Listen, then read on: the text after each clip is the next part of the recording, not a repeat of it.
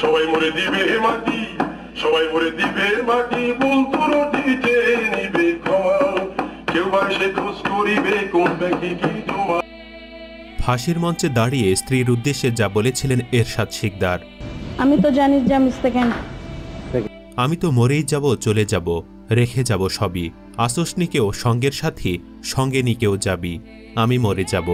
শতাব্দীর ভয়ঙ্কর খুনি খুলনার কুখ্যাত এরশাদ শিকদারের সেই বিখ্যাত গানের প্রথম দুটি লাইন এটি। মানুষ খুন করে যিনি দুধ দিয়ে গোসল করে পবিত্র হতেন, পবিত্র হওয়ার পর জলসার আয়োজন করতেন, আর সেই জলসার মূল আকর্ষণ থাকত এরশাদ শিকদারের নিষ্কণ্ঠে গাওয়া এই গানটি।